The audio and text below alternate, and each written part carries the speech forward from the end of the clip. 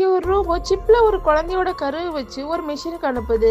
அது 24 மணி நேரம் கழிச்சு ஒரு குழந்தைய வெளியே வருது. பிறந்த குழந்தைய வெளியே எடுத்து அழகா ஒரு துணியால தொடச்சு அது தன்னோட கையில வச்சு தூங்க வைக்குது. அந்த குழந்தை கொஞ்சம் கொஞ்சமா வளருது. அந்த குழந்தைக்கு அந்த ரோபோ தான் அம்மாங்கிற மாதிரி ஆயிடுது. அந்த ரோபோ அந்த குழந்தைய ரொம்ப அழகா பாத்துக்குது. அதுக்கு எல்லாமே கத்து கொடுக்குது. அந்த குழந்தை ரோபோவை அம்மா அம்மான்னு கூப்பிடுது. அதுக்கப்புறம் அந்த ரோபோ அந்த குழந்தைக்கு எல்லாமே கத்து கொடுக்குது. ஏன்னா அந்த உலகத்திலேயே ஒரே ஒரு மனுஷன் தான் இருக்கா, அதான் அந்த குழந்தை. இந்த பொண்ணு வளர்ந்து பெருசாகிறா. அந்த ரோபோ அந்த குழந்தைய ரொம்ப இன்டெலிஜென்ட்டா வளர்க்குறா.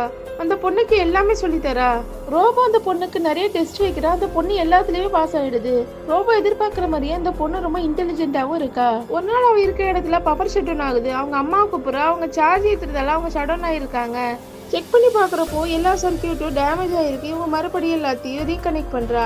அந்த இடத்துல ஒரு எலி இருக்கும். அதை எடுத்துட்டு வந்து அவங்க அம்மா கிட்ட காட்டுறா. நீங்க சொன்ன மாதிரி இல்ல, வெளி உலகம் ரொம்ப சேஃபா தான் இருக்கும் போல, நம்ம வெளியே போய் பார்க்கலாமான்னு கேக்குறா. உடனே அந்த ரோபோ அம்மா அதை புடிங்கி எடுத்துட்டு போய் எரிச்சிடுறாங்க அந்த எலியை. ரோபோ கிட்ட அதுக்கு மேல அவ எதுவும் ஆர்கியூ பண்ணாம அமைதியா போய் உட்காந்துடுறா. ஆனாலும் அவளுக்கு வெளியே என்ன இருக்குங்கிறத தெரிஞ்சுக்கணுங்கிற ஒரு ஆர்வம் இருக்கும்.